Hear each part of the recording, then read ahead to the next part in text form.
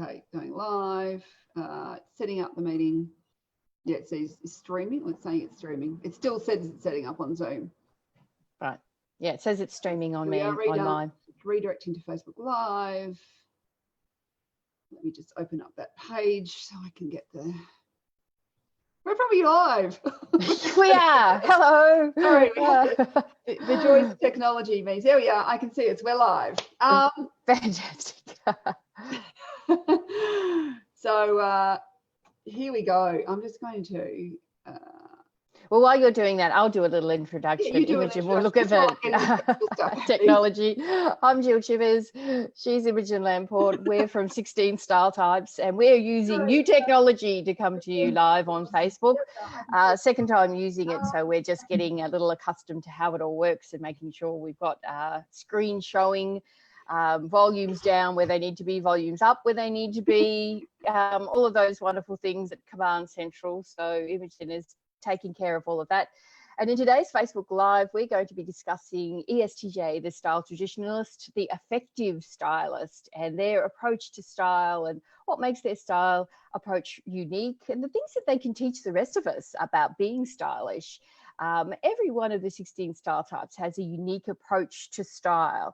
The things that drive her style, that motivate her, the information she relies most heavily on, how she makes style decisions, general orientation to style, and of course, how she expresses that style when it's at her style best includes a component of what her style essence is. And so today we're going to discuss ESTJs and their wonderful selves and how they come to style and what they can help us to understand about style. Yeah. So one of the things we like to do is to talk about why we chose the names. So the ESTJ is the style traditionalist. She is, and I've just gone and forgotten off the top of my head, I just had it there for a second ago. She's the effective stylist. And I think effective is a really important word with ESTJ, isn't it? It is. Describe their process in life. Absolutely. ESTJs are often in motion a lot of the time, whether it's in physical motion or mental motion. There's a lot happening for them. And they have this really uncanny ability to assimilate a lot of information, sort it out into some form of strategic shape in their head and then move into action really quickly. They don't tend to be great ponderers in that regard. And so they're often very high energy, and you see that sense of motion with them, and that effectiveness is really related to that. One of the worst things that can happen to an ESTJ is that she wastes time, or she wastes energy, or she has to do something twice. And so they tend to be great planners in that regard as well, really good at looking at what resources need to be in place, marshalling those resources, pointing all oars in the same direction, and getting the boat to move. And so effectiveness really is a strong, one of the key legs on which all of that can happen. Yes, very efficient and ineffective in that sort of, like, let's not, no wastage. No. Yeah. But sometimes launch the boat slightly occasionally before they might have thought everything through. Well, sometimes that can happen. We can be rowing away from shore and look and go, oh, yes, right, I see there's something that could have been in the boat, but isn't. I forgot my water bottle. Or actually, there's a couple of people over there that, but they'll swim out to the boat. Yes, that can happen sometimes because they do really like to take action and get things moving. They're very much an in-charge kind of style. They're very good at having others lead them as well. They're great on a team, but they're wonderful in front of a team, whether or not that team is a literal team in an organizational setting or in a social setting or in a family setting. Yes, I certainly noticed with my husband when we've been planning our garden and doing some gardening, and he has ESTJ preferences, and we've had things where we've gone, we'll just get this thing, and I'm going, no, like, let's actually get a plan before we start doing something, because maybe that won't fit in when we actually get our plan together. So he has this, he just wants to get into action, he wants to do stuff. And so sometimes I feel like I'm often the, whoa, like that's what I often feel like. It's like, oh, like, I've just got to hold you back until we get the plan, because otherwise there could be a lot of wasted effort. And that's the thing, is he doesn't want to waste effort either. But sometimes it's just, kind of thinking through something before we launch into action. Yeah, thinking through all those nooks and crannies, because ESTJs do like to plan and are great at that, but too much pondering and reflecting it can just feel like all the fun has been taken out of it. They're like, let's just go, man. We know what we need, we're off.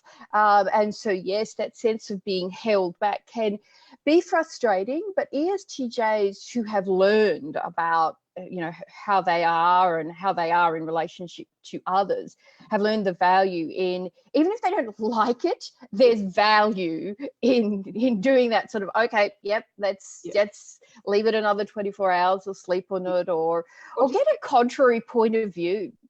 Yeah. And I think, it's just sometimes actually getting a bit more of a plan into place. And they do like the detail. So one of the things I noticed actually, and I think this relates to whatever you're shopping for, whether it's clothes or anything else, but there's a set of criteria you will have. And this is where they go into detail. Yes. There'll always be quite a specific set of criteria. And I remember when he was shopping for his car and he had a, leg room and this and that, and he had a bunch of different criteria. And he seriously went and sat in all these cars and measured, had his tape measure, like goes nowhere without a tape measure, and measured the leg room in each of these cars and had a spreadsheet. Yeah. For every, pros and cons. So we had every, piece of criteria, popped them in a spreadsheet and then made a decision based on that information. So very much a logical decision. This was not what's the car that feels the best to me, what's the car that's right. Yeah, that's right. Yeah. It was in the end it was which one fit the most of my criteria. Yeah, which, as a decision-making model has a lot to recommend it. And ESTJs lead with their thinking function, very logical. Things are often very clear-cut. Things are very dichotomous often, right, wrong, yes, no, black, white, do, don't. And this is a really helpful way of moving through a lot of aspects of life. But of course, like everything to do with type, there's always, you turn the tapestry around and you see that there's a shadow side to being that way as well. And ESTJs are the same as the rest of us. There's often some blind spots and things that they can develop, knowing more about themselves and the impact they're having on others. Yeah, because sometimes too, that it's like, might fit all the criteria, but you don't love it. You don't get that emotional connection. Yes. Exactly. And that can happen often, I think, in clothing as well, where it's like, it's got to be practical and it's got to be this and it's got to be that. And it's very easy then to end up with a wardrobe of clothes that work on paper, but don't necessarily give you the feelings that you want. Now, and I think here too, if we think about like, the Marie Kondo, does it spark joy? Now, those words kind of aren't even words that probably ESTJs relate to at all. Yeah. Like, what's that got to do with it? Yeah, it's like, that stuff doesn't spark joy. So sometimes it's then going, okay, well, what's your version of this? So as an ESTJ, it's probably, well, can I rate it? Like, how does it make me feel? How does it meet my criteria? And one of the criteria could be that it could be useful to bring in is, it's not just does it meet all the logical criteria, but does it give me a feeling of happiness or joy or, that I'm a little bit excited about it in some way or other. And that might be a useful criteria just to add into the logical, practical bits that you're so good at. ESTJ, so brilliant at the logical, practical. And the criteria approach as a process is one so very neatly aligned with the innate way that ESTJs often go about so many things in their life. So taking that and using that as a tool in your style, in your shopping, in your getting ready for the day, for the evening processes is a really helpful way of going with the flow of your personality. And so that criteria thing is really, really helpful. One of the other criteria, and Imogen has a full blog post on this, at least one, possibly more, is make it an 8. Now that's another way of adding a numeral to it, which often a lot of ESTJs do like to put things in percentages terms or things that, that have a numerical value that backs up the logic and makes it a sustainable, observable, you can actually see it, it's measurable. And the great thing about making it an 8 is that you get to define the specific criteria that make things an 8 or whatever other number things 9 or a are. 10 ideally. Yeah, exactly. So applying criteria is a really good thing to do for ESTJs to all elements of your style. Yes. So that is one of those things to think about is where is the joy? Like, so joy is not, that's much more probably a feeling word than a thinking word. So where is the joy? So what makes you happy when you are thinking about your wardrobe and thinking about your style? Because sometimes it could be that it's got to be really comfortable. It could be that it has to, of course, work for the situation, has to be appropriate for the situation. And they are, ESTJs are the master of appropriateness. Yes, we thought that we might even use that word for the name of ESTJs until we did our style interview for ISTJs, and that really gave us a point of comparison. Of course, ESTJs, ISTJs share much in common. We call them style cousins, actually, but ISTJs had a whole different level when it came to appropriateness. But absolutely, ESTJs are really concerned that the way that they are dressed is appropriate for the situation, but also presents them in the best light because they are an extroverted function. They are very much aware of interpersonal dynamics and other people, and they often love engaging with other people on their own terms, of course. But one of the worst things for ESTJs is to be put into a situation where they can't talk to people or they can't engage with people. And so they do have this additional level of how am I being perceived, and does this ensemble present me professionally or in the best light, or in whatever way, whatever those things are, whether or not you're a member of a volunteer organization, or you're going to a professional conference, or it's an interview, or you're going to church, or going to work. Yeah, I remember talking to an ESTJ friend and colleague, and she was presenting at a conference. And just even going to this conference, because she knew she was a presenter, it wasn't necessarily the day that she was presenting, I think it was a different day than the day she was presenting. But we had this conversation about, she said, I had to think long and hard about whether or not I would wear a pair of jeans to the conference. Because as a presenter, I want to be seen as very credible, and maybe jeans are a little too informal. And these were, a dark denim, very, no distressing, or certainly no rips or tears. They didn't have rips in them. I'm pretty sure about that. They would have looked pretty much brand new. Yeah, almost like trousers, really. Yes, but she told me that this was she had to think long and hard about whether or not she would even wear a pair of jeans to a professional conference for her. Yeah. And that was something that she did end up wearing them, but she said, but I wouldn't wear them the day I'm presenting. Yeah, absolutely. Yeah. And the other thing, that's, yes, absolutely, aware of how others are going to be perceiving you, and an alignment of message with outfit. Yes. There are other style types that have a version of that. You get to the heart of the style type when you get into the why. The why is always the illuminating factor from a type perspective. The behavior can often look similar enough when you do, a quick look at it. You can think, oh, right, that looks fairly similar to other behavior I've seen from someone of a different style type. But for ESTJs, it is really about, is this presenting me in the best possible light and aligned with what I'm here to do? Because I have a purpose. I have a goal. That's true of ESTJs in almost every circumstance that they find themselves in, whether or not it's stated and written down in some formal way, like in a work situation, or whether or not it's just something that resides somewhere in their thinking. They are purposeful. Yeah, so it's quite an interesting, kind of thing. And then our other word that we chose was the style traditionalist. Yeah.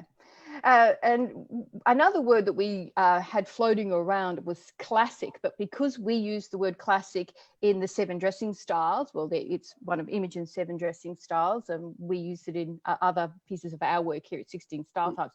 We didn't want to muddy those terms.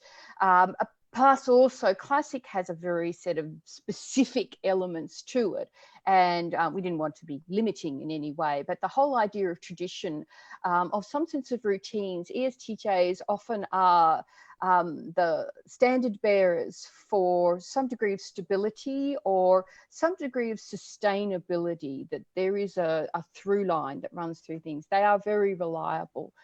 dependable. And sadly, a lot of times these words they're given a bit of a negative slant. Yeah. When they are a person's innate preference, there is something incredibly energizing when you see somebody for whom this is natural to them. It's not just something that they have to do because work requires it or home requires it. And when you see an ESTJ who is a standard bearer for something that's predictable or stable, it's really quite exciting. It's certainly interesting in seeing how they approach things with that in mind. Yeah. One of the things I think I've noticed about ESTJ style is that often the two words understated elegance is often something that you could apply to many ESTJs and their approach to style. Yeah. That they're never the loud, shouty sort of people. They're not they're flamboyant. They're not the flamboyant. So they may be extroverts, but they're not the flamboyant. They're not the gregarious in the way that some other extroverted types are. They're often a quieter version of an extrovert, but there's a strength to them. There's always a strength to them, but that they have a, and I think this is where this traditionalist, it's often understated. It's like, oh, I don't need to be loud. I don't need to be wearing the bold, the out there, the overscale, the large statement. That's much less their style. And some of the other types, and particularly often see more of that in thinking types, but some feeling types also do it. But so it's often that kind of like, it's like I want that understated, but it wants to be put together still. It's not sloppy, it's not overly relaxed. So they're less relaxed than many other types as well, because they want to be put together. And I suppose that's the thing when we think about traditional dressing in a way. It is a little bit more conservative and it's a little bit more formal. Yes. Yeah. And that is so congruent with who they are. Yeah. So when they dress that way, even in casual environments, they don't look overdressed or stuffily dressed or like they're going to the office when everyone else is going to a barbecue. It just is totally congruent with who they are. Yeah. I would suggest that most ESTJs learn to iron fairly young and do it their whole life. Could very well be. And are aware of fabrics that don't require that kind of thing. Yes. Yeah, if they don't want to, but yeah. But they're fairly happy ironers. Like I look at my husband every day out there ironing his shirts, and wanting things to be a sense of just so. Yeah. Absolutely, yeah. I had a recent experience of being in a shopping environment with an ESTJ, and it was a Sunday, it was a casual market, and she was wearing a pair of really lovely jeans, they were pale, and a blazer. And, it was only sort of later that I really was sort of putting together just the level of refinement in that regard that she had that was higher. There was a few of us there and everyone else was in much more relaxed items. But, I mean, the blazer had a pattern on it, and but it really, really suited her, this sense of structure. And because they have a sense of structure, they are structuring things. Yes. They like to plan, they like to organize. Things need to be structured in some way for them. Yeah. And I think that, and so you see that coming through the clothing as well. And so they're very good at doing things like, if they want to create a wardrobe capsule, like they'll happily do that, or create themselves kind of almost a quasi uniform, or just to have some sort of set of structure guidelines that they work through to put outfits together. The one thing they've got to be very careful of, though, is it's that set and forget. Yes, that's right. It's tick and flick, it's done. Don't need to look at style again for another decade or ever. Absolutely. And this can be too in things like hairstyles. Just got to be a little bit careful that because we have this, like enjoyment of tradition, things not changing quickly. Quick change is quite can be quite upsetting for them, unsettling. And so, they're not the people who'll go every week, they'll come back with a different hairstyle or a different color, like they like to have the same hairstyle for a long time. This is where it's sometimes being careful not to become too dated. Be careful that that life is, things have changed and you kind of got stuck in that tradition or in that you know, whatever it is, when I set it off, you know, however many years ago, nothing changed. So, established way of doing things. Makeup is the same. I remember working with a woman from with ESTJ preferences, of course, working for Deloitte accounting advisory firm. You know, there was an ESTJ in, you know, every second booth. Lots of ESTJs. And, you know, she'd had her makeup done when she first started work, you know, so she knew what she was doing, which was 15 years in the past. And she just needed an update. She just needed, and it wasn't a massive, you know, leaping of the Grand Canyon kind of change. It was of an incremental nature, but important enough to recognize that it would look different. And, you know, as you have often said, Imogen, that, you know, having the outsides match the insides is really important when you're, you know, you have ideas, or you're a consultant, or you want people to be enrolled in what you're doing. You want to look fresh and up to date. And sometimes those changes are very small, but they are significant. We pick up on them, and you know, makeup that's out of date. And sometimes that can just happen because our skin changes. So the makeup that was working doesn't work anymore. Yes. And just colouring changes, of subtle things, and just sometimes the style of makeup changes. Like, you know, back in the 90s, you did the big heavy lip liner outline and then a different colour on the inside. And that, now you look at that and you go, oh, it's very dated. When I say that, it's that, you know, there's always those little subtle changes that happen, whether it's hairstyle, makeup, or just clothing. It's the subtle details. And I think Jill and I did we did a video a little while back, and I've got a blog post on my Inside Out Style blog about whether you learn by incremental changes, or you know, like kind of, you know, repeating the same thing, like it's improvement by repetition, an incremental change, or is it by trying something different? And so radical. The ESTJ is very much the small incremental changes. It's improvement by practicing. It's improvement by doing things over and over. And I know this too, that many ESTJs have found that if they take outfit photos and then can assess them, it's a bit like having that spreadsheet, isn't it? Yeah. It's like every day, you know, just even take a snap with your phone in the mirror. It doesn't have to be perfect. It's not about the smile on your face, you know. But then looking at all the outfits, putting them together as if they're in a spreadsheet, and then going, whoa, which ones work better? And then you can actually sit there and go, oh, what I noticed is that one's better than that one. And why is that? And then you can break it down. This is where that logical T, the insight, the detail that you get with that S, really can help you nail down what it is that is and isn't working, and why the outfits that are successful are more successful. And then, of course, you create yourself a formula that you can repeat, and that makes life easier.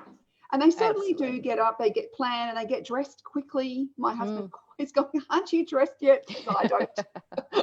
I have to think more about it each day than he ever does. But he will do interesting things. He'll do things like, he'll go, today I'm doing check shirt week, and next week might be striped shirt week, you know. Right. And it's not for anybody else but himself. But part of that, I think, is actually his planning.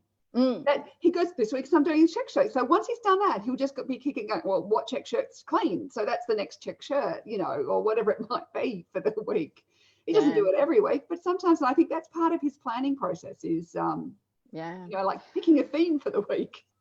And linked to that is the organisation of physical things. ESTJs often like to be in control of physical things, their physical environment, as well as time and task.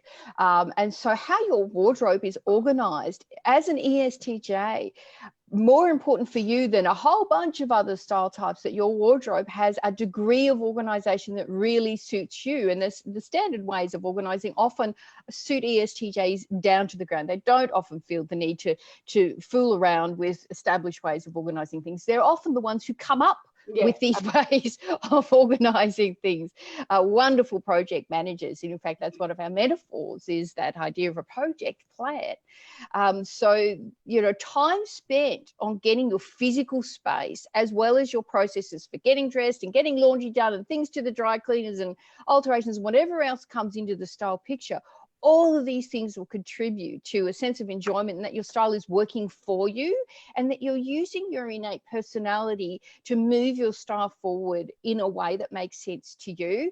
ESTJs are unlikely to want to spend time dyeing things or painting shoes or changing shoelaces, all this stuff. I do this all constantly. I'm in a constant state of changing things around.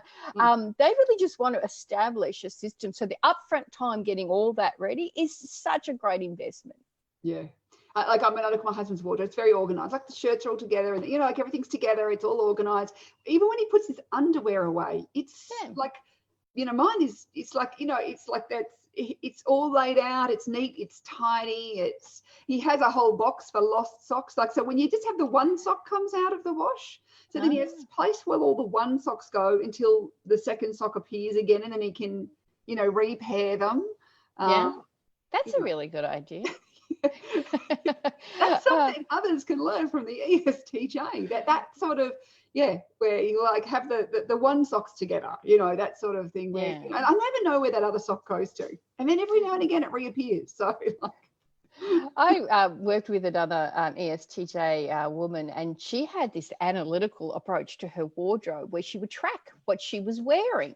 So she had that coat hanger thing where, you turn the coat hanger around and so you can see, and then she had a process for folded items, and she would do a percentage used, some form of analysis. Really, really helpful for her. And again, going with innate preference, that a logical, measurement-based, numbers, analytical sort of approach really, really helped her.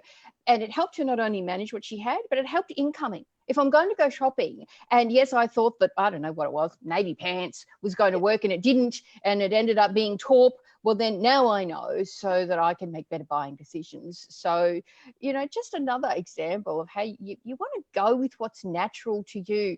And of course, the other thing is being aware that other people will find approach that's different to theirs, anywhere from amusing to ridiculous. And part of claiming your style type is learning to turn down the volume on the voices that dissent, that don't get it, that aren't the way that you do it. And that can really take some courage as well, to say, look, I get that you don't do it this way, but I do, and it works for me. Yes. And I think that's where often that some of the types who are more traditional, so the ISTJs, the ESTJs, can often feel like they should be more zany, more creative, more out there, where the more, and they find it very uncomfortable. It's very uncomfortable to them. It's not natural. It's not authentic. It's not right for them. And so it's actually going, I'm okay as I am. And this is why that if you can claim it, something like, understated elegance or whatever, then you go, well, I'm understated. So that stuff is not for me. And that's okay. I actually had one client, and I'm wondering now if she was ESTJ. It's many years since I've seen her, but I did her wardrobe. And in her wardrobe, every coat hanger had a label of what hung on it. And then there was a whole lot of like bread tags. So the little plastic tags that you get on that tie the bread up. She had some coat hangers had lots and some had none. And I said, tell me about this bread tag thing, because this is very interesting. And she said, well, every time I wear something, a new bread tag goes on the hanger. So of course, when it goes to the wash, she's got to have the hangers labeled so she knows what goes on that hanger when it comes out of the wash. Right, yes. So she goes, then I can assess what I wear all the time and what I don't wear. Like how many bread tags. So for once a season, I'll go, well, look, that was her, spreadsheet, without having to put it in a spreadsheet or something. That was the bread tag method, was her method of actually assessing of how much wear something really did get. So how practical is that? I just think, that's fantastic. And if that's what works for you, then, go with it. And of course, this is also something that those of us who don't do that can say, well, what version of that or what elements of that could I take that would help me as someone who has had an over shopping issue? And something I live with it to this day.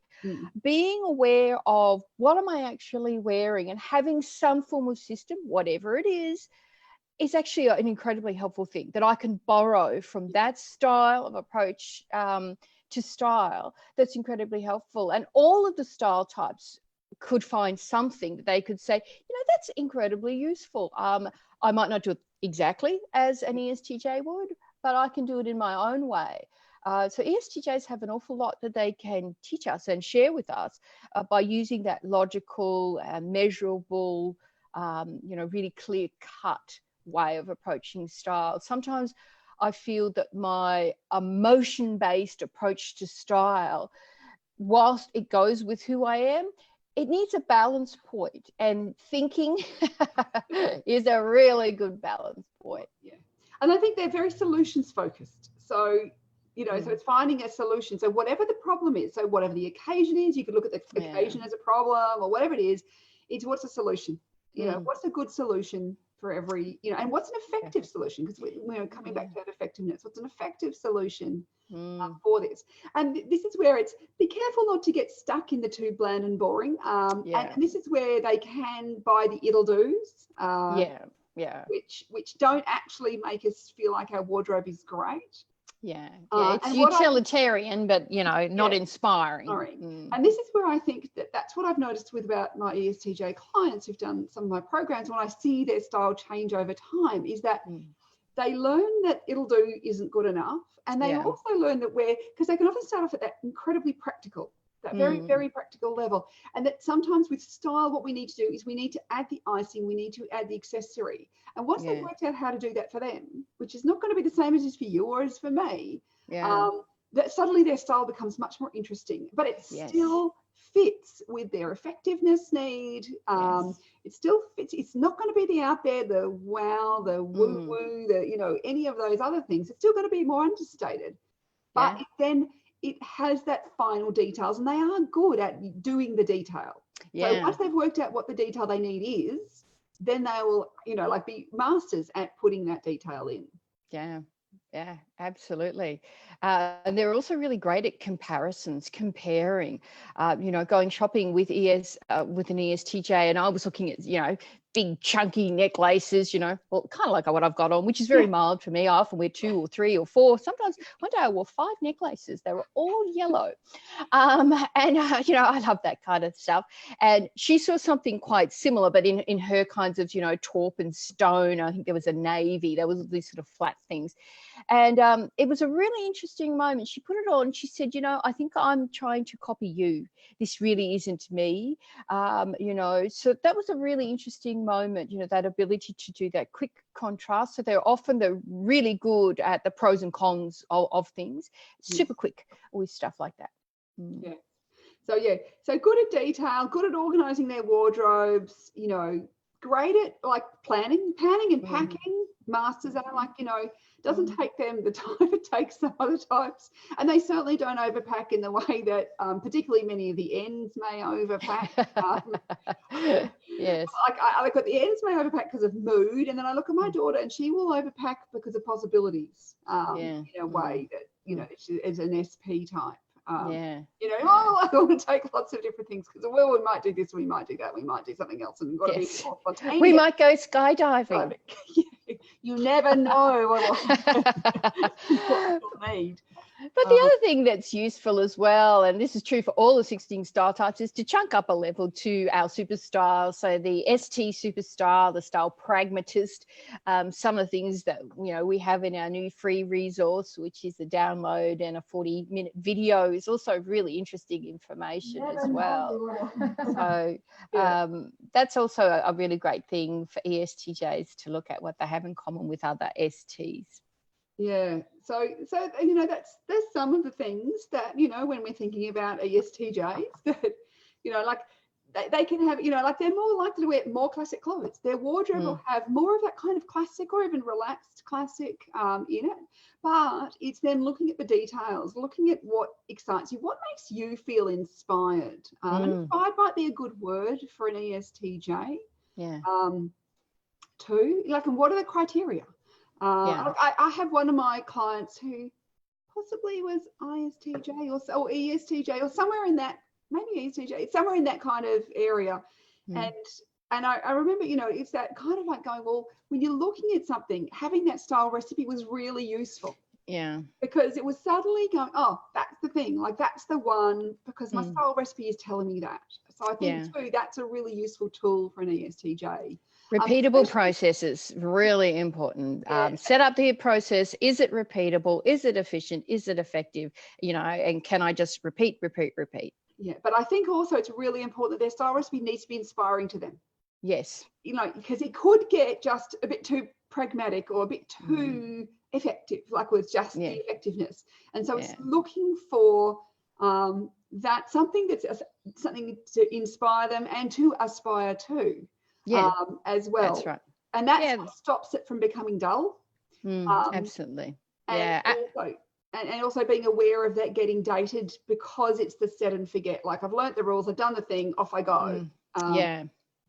And our ESTJ Style News, whom we interviewed as the basis for a report, used the term with a twist.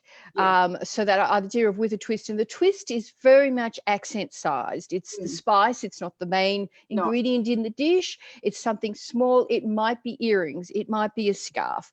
It's going to be something. It might be that the whole outfit is fairly structured, but there's one small asymmetrical element to it. It might be that the shoes are metallic instead of, black navy or, taupe or something, very serviceable. Whatever it is, there's always an element of a twist. And of course, what's important is that you get to define for yourself what that twist is for you. None of those examples, if you're an ESTJ, might particularly apply. You find your own. And this is the difference when you use your style essence to inform your choices, as opposed to looking around at examples of style that have been externally imposed that you need to then pick and choose or just follow as a formula. You're getting to the heart of the matter, and you're using yourself and your own preferences to guide your best style choices.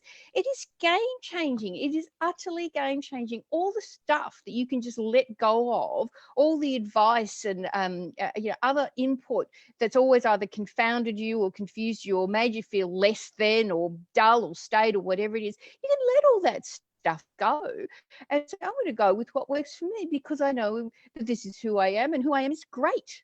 Yes. So, there's so much great and exciting about ESTJ style. Does not have to be dull, does not have to be really classic, it's, just don't get stuck in just classic. I think about the stylish ESTJs, and I don't know, just a pure classic. They've always got some sort of little bit of something interesting about what they're wearing. And part of that, I think, is that, as you were talking earlier, about communicating with people. It's about, it's a conversation starter, but it's not a conversation starter in the way that you and ESFJ might go about being a conversation, or an ENFJ. They are ones who are very much stressed to be conversation starters in a way. Yes. Entire conversations can be had about yellow shoes. I actually have a pair of yellow shoes that I think have friendships all on their own, but they really don't even need me. But yes, so it's that. But there's still something a little bit interesting, a little bit different. It's a little bit, there's definitely flair there. That's one of the things I noticed. I think there's always a sense of flair. Yes. When you see, I like that word. Flair and poise, they're two words that I think of, as well as energy, focus, action. So a few keywords there for ESTJs. Yeah. So, well, thank you for watching today. We'll be back in a month's time with the next another type talking about their style. And of course, you can, if you happen to be watching this, if you go to our videos on our 16 Style Types Facebook page, you can find all the different ones we've done already. You can watch those, of course, too. And of course, if you want to find out more about your ESTJ style, you can come across to our 16styletypes.com website and find your best fit if you don't know it already. If you are an ESTJ, you can just go in and purchase your ESTJ style type report as well, which talks all about your style essence. That's your approach to style. So it doesn't tell you exactly what to wear, but it tells you how to approach style and where your blind spots are and what you're great at, what your strengths are, some challenges, and a blueprint. Provides you with a blueprint to become more stylish. And I think that's one of the things. It's the action plan. That is aimed specifically at you as your type, and what will be useful for you, rather than just generic. Because that, of course, is so much style information is just generic, but this has been aimed specifically at each type in their own way. So we will say goodbye, and I will